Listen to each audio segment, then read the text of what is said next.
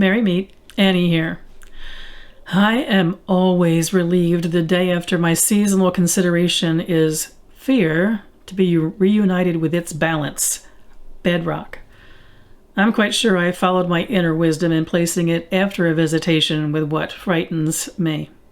And there it was today, a word I can lose myself in with no trepidation. Earth is my element. You have one you like best too, I suppose. Most of us do. And in these days, late in the season of water, I do have eager expectations of the upcoming season of Earth. Oh gosh, I just noticed that tomorrow's prompt is suspension of expectation. Oh well, that's for tomorrow. Today, I'll admit, I get to a point where I'm pretty much done with the season of water. She does things to me like she did yesterday, challenges me with the uncomfortable. But in the season of Samhain, especially in its ebbing tide, Earth is a constant in the ever-changing and always revealing moments of the season. Here's my poem for this day's word of bedrock. The high tentative edges of the pine, branches reaching for the sun, are the final expression of the solid ground from which they come. Everything rises upwards from its place of grounding. The power of autumn's beginning rises towards its frayed ending. In the swaying in the storm times, roots hold true. And beneath it all, solidity, authority, and durability. I am the eternal rising of my possibilities. My exquisite edges are born from strength. I dare because I am firm upon the ground.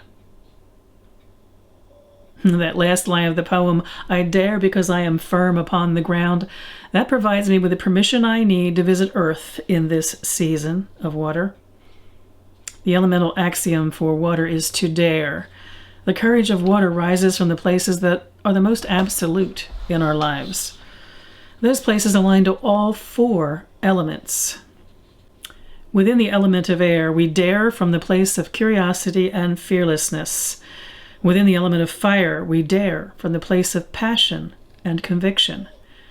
Within the element of water, we dare from the place of love and courage. And within the element of earth, we dare from the place of strength and security. This is the time deep in the season of Samhain to revisit what supports us and what's the solid ground beneath our feet, the pillars of our personal temple, and the strength of what surrounds us. For it is indeed not just about what is under us, it's also about what we choose to build and what we choose to surround ourselves with. It is the time of the year to consider what we stand on, what parts of our life endure without change, what is there for us that will be there through the length of our lives.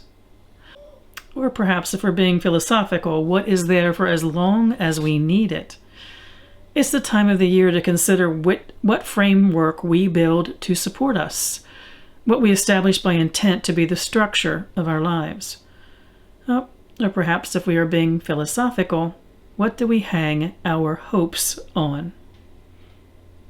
And it is the time of the year to consider what surrounds us and our responsibility to stand within our own metaphorical forest of tall trees. Or perhaps, if we're being philosophical, where do we place ourselves so that we don't stand alone? There is an architecture that is part of our living, and we are the architect. Where do you stand? What will you build from that base, and what will you choose to surround yourself with? I wish you mirth and reverence in the season of Samhain. Merry part.